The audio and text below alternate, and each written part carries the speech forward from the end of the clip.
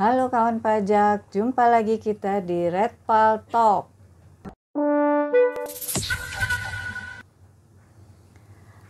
Baik, untuk Redpal Talk kali ini bersama saya Siti Widya dan teman saya. Bersama saya Krishna.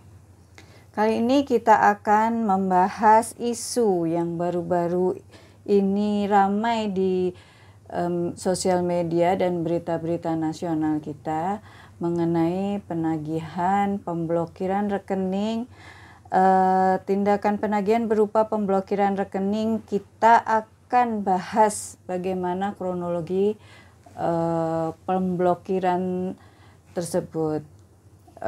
Baik, langsung saja ke Mas Krishna. Jadi mengapa sih sampai terjadi pemblokiran itu, Mas Krishna? Jadi pemblokiran sendiri itu Bu Siti, itu sebenarnya sudah merupakan bagian dari tindakan penagihan pajak dan itu sudah diatur di Undang-Undang nomor 19 tahun 97 dan sudah diubah dengan nomor 19 tahun 2000, yaitu tentang penagihan pajak dengan surat paksa. Jadi langkah-langkah sampai pemblokiran rekening itu sudah semuanya diatur, jadi tidak serta-merta ada pemblokiran. Nah, itu namanya, rangkaian kegiatan itu namanya penagihan pajak. Nah, itu juga penagihan pajak sendiri itu ada dasarnya. Dasar yang ditagih berupa surat tagihan pajak atau surat ketetapan pajak.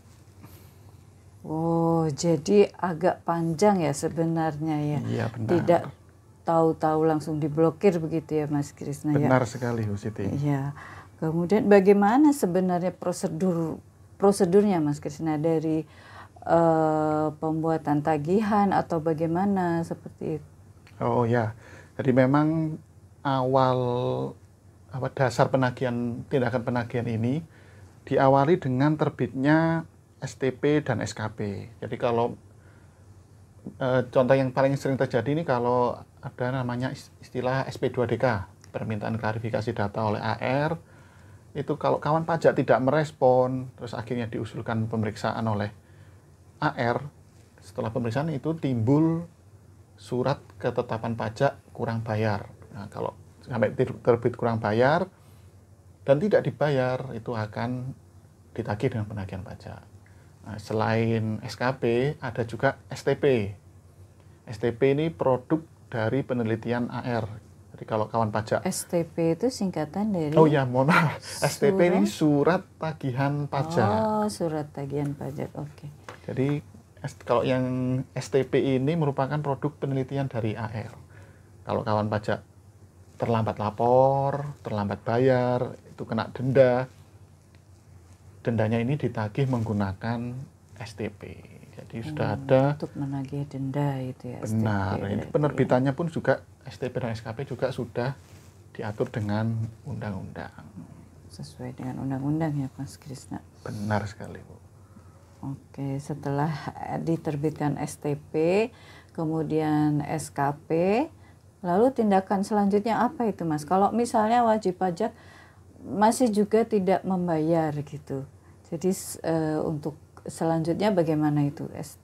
Diapakan STP dan SKP-nya itu, atau ada tindakan-tindakan lain yang dilakukan oleh kantor pajak? Oh ya. Jadi ya itu tadi, kalau pemblokiran itu kan bagian rangkaian penagihan. Nah, rangkaian penagihan pajak ini diatur kalau yang terbaru di Peraturan Menteri Keuangan nomor 61 tahun 2023. Jadi setelah terbit STP, surat ketetapan pajak, itu STP dan SKP ini ada jangka waktunya. Ada jatuh tempo pembayarannya. Itu sudah tertulis di suratnya itu. Dalam 7 hari lewat jatuh tempo tidak dibayar, terbit teguran. Terus setelah teguran disampaikan 21 hari tidak dibayar juga, terbit surat paksa. Setelah surat paksa 2 kali 24 jam setelah surat paksa tidak disampaikan, kantor pajak menerbitkan penyitaan, surat perintah melaksanakan penyitaan. Jadi prosedurnya panjang, jadi kawan pajak kalau mau mempelajari jangka waktunya itu ada di pasal 6 Peraturan Menteri Keuangan nomor 61 tahun 2023. Jadi setelah teguran, paksa, sita, sampai lelang semuanya itu sudah diatur dengan Peraturan Menteri Keuangan tersebut. Berarti untuk pemblokiran itu termasuk dalam yang ranah penyitaan itu ya? Ya, benar sekali Bu Siti. Jadi pemblokiran rekening ini kalau yang sebelumnya kan selalu lelang. Nah, ini ada ketentuan khusus sekarang bisa memblokir rekening. Jadi seperti yang kalau kawan pajak di media yang berita itu tadi yang Bu Siti bahas di awal, ketika rekening itu diblokir, uang masuk ke rekening bisa, tapi tidak bisa keluar. Nah, kemudian gitu. Kantor pajak menyurati bank untuk mencairkan itu ke tunggakan pajaknya wajib pajak. Untuk pembayaran tunggakan pajak itu ya? Iya, yang berupa produk hukum tadi, STP dan atau SKP. Baik. Lalu ada nggak batas waktu atau kadaluarsa penagihan itu ada nggak, atau boleh ditagih terus sampai selamanya, atau ada batas-batas waktunya itu? Ada batas waktunya. Seperti kalau STP penerbitan surat ketetapan pajak itu kan 5 tahun. Nah, kalau penagihan juga ada batas waktunya yaitu 5 tahun. Tapi daluarsanya ini dapat tertangguh, Bu Siti. Oh begitu. Jadi kalau terbit teguran, misalnya tadi STP terbit sekarang ya Desember, jatuh temponya kan Januari. Nah, kalau terbit teguran mundur lagi. Teguran kan 21 hari, jadi yang daluarsanya dari 21 hari mundur lagi sampai 5 tahun. Atau selain teguran atau paksa yang diterbitkan oleh kantor pajak, bisa juga daluarsa ini tertangguh karena pengakuan dari wajib pajak. Oh, seperti apa itu pengakuan? Kalau pengakuan ini misalnya, kalau yang terakhir itu saya alami di kantor pajak sini, yang saya tahu dari teman-teman jurusita itu, kita menyurati wajib pajak ini, menyurati wajib pajak yang sudah daluarsa 5 tahun, kita surati. Ketika wajib pajak itu membayar, itu sudah sama dengan pengakuan. Oh, membayar begitu. Itu pengakuan. Terus mengajukan angsuran atau penundaan pembayaran itu sudah mengakui bahwa wajib pajak itu masih terdapat utang pajak. Selain itu juga melakukan upaya-upaya hukum seperti keberatan dan sebagai banding, peninjauan kembali, itu juga semua menunda daluarsa penagihan. Jadi daluarsanya 5 tahun setelah tindakan-tindakan yang dilakukan oleh wajib pajak itu tadi. Begitu.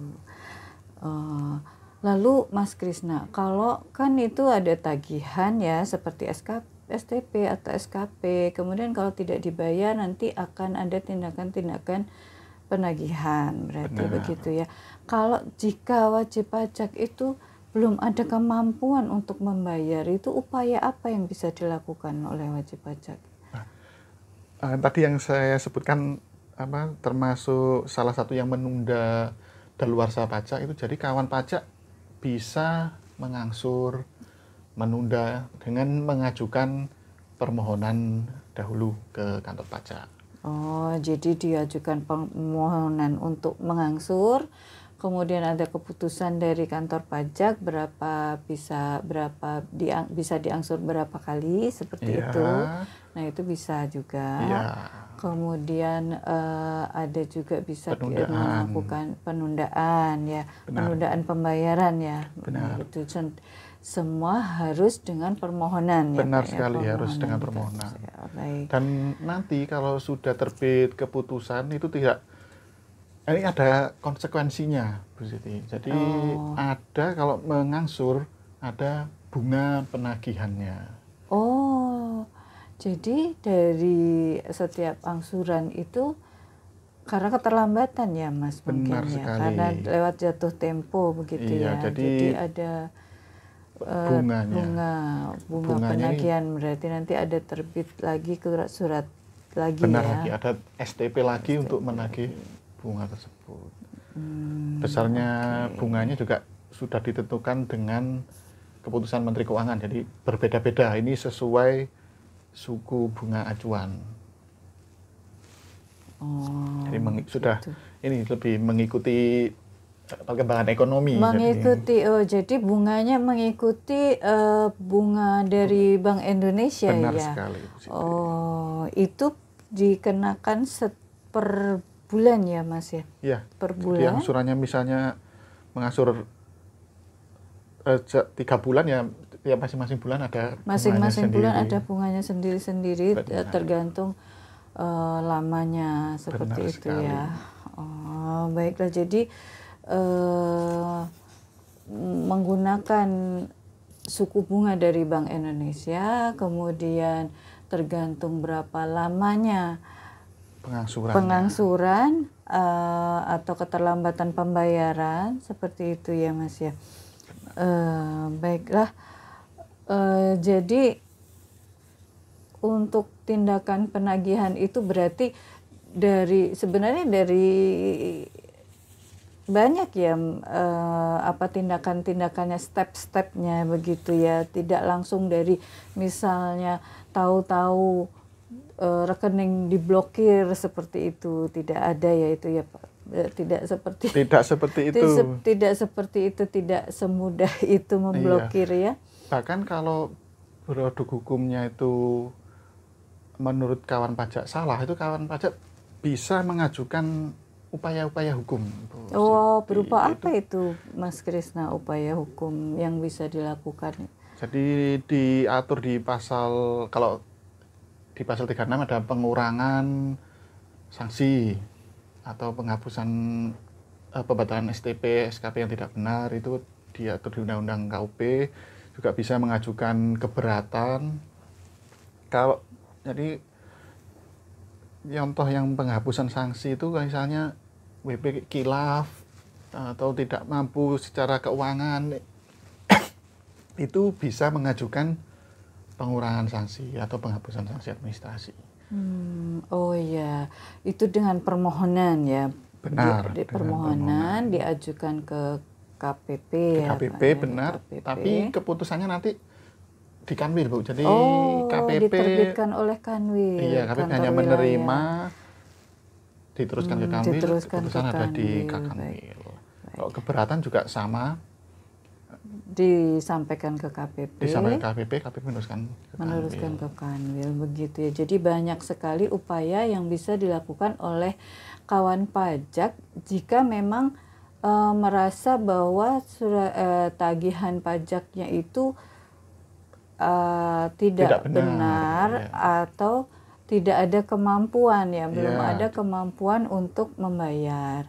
Begitu. Apalagi kalau yang keberatan itu malah ketetapannya belum inkrah, belum bisa ditagih, Bu. Oh, jadi kalau masih mengajukan keberatan itu belum bisa, berarti tindakan penagihan belum bisa berjalan. Belum bisa berjalan.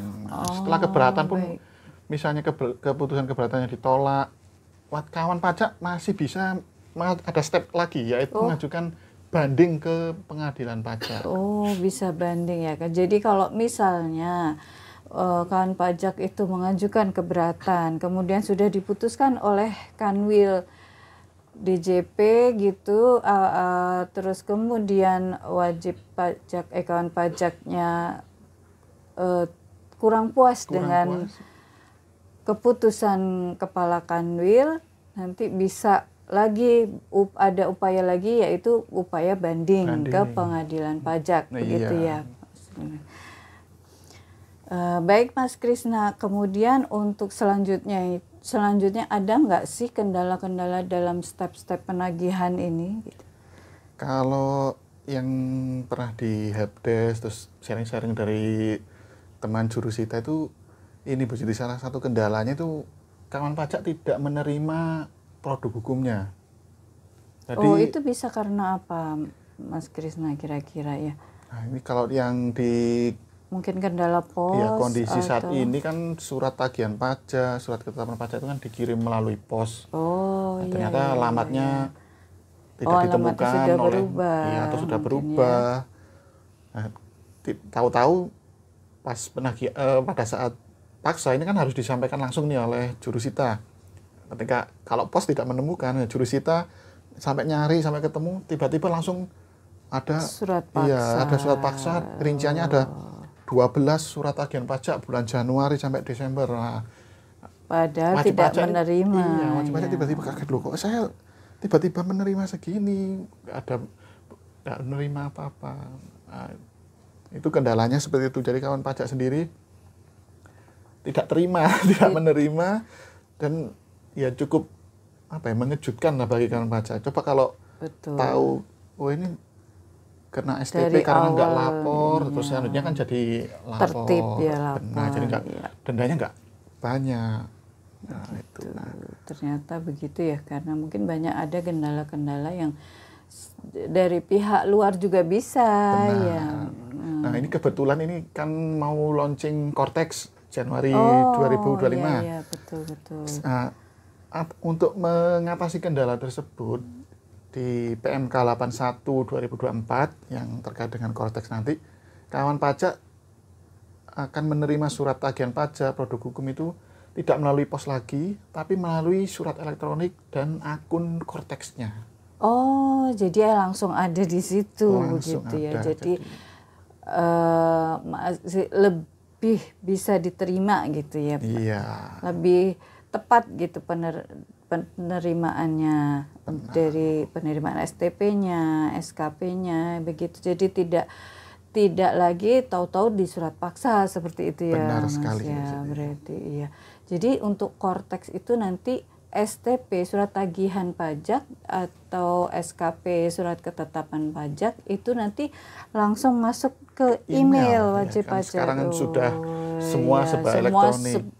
serba online ya. Iya. Iya, Pak. Bahkan kalau yang AR menerbitkan SP2DK permintaan klarifikasi data itu juga melalui Cortex, terus kawan pajak juga meresponnya tidak perlu datang ke sini. Jadi melalui Cortex juga bisa. Jadi meminimalisir pertemuan dan memastikan bahwa informasi itu tadi tersampaikan kepada kawan pajak.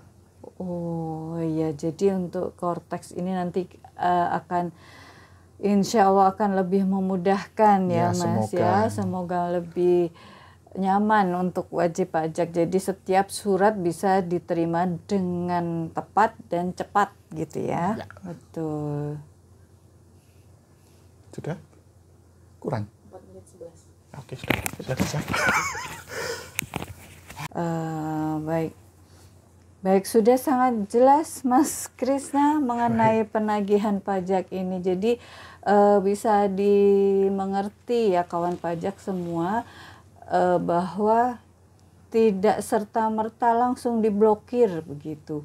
Banyak sekali tindakan step-step yang dilalui untuk terjadinya pemblokiran tersebut, yaitu misalnya ada penerbitan STP, SKP, kemudian ada teguran, kalau belum dibayar juga ada teguran, kemudian belum dibayar lagi ada surat paksa, dan baru setelah itu bisa dilakukan penyitaan atau pemblokiran. Demikian pembahasan kita hari ini mengenai tindakan penagihan. Semoga pembicaraan kita hari ini bisa mencerahkan, memberi pencerahan untuk kawan pajak semua. Jadi tidak ada lagi salah paham ya Mas Krisna ya. Tidak ada lagi salah paham bahwa kantor pajak itu langsung memblokir atau bagaimana. Masih banyak step-step sebelum pemblokiran. Baik kawan pajak, semoga semuanya bermanfaat. Kami akhiri bincang kita hari ini. Selamat siang. Wassalamualaikum warahmatullahi wabarakatuh. Baca kuatnya itu, Bu. Oh ya. 1, 2, 3. Semoga bermanfaat. Pajak kuat, APBN APBN sehat. sehat. Berapa menit?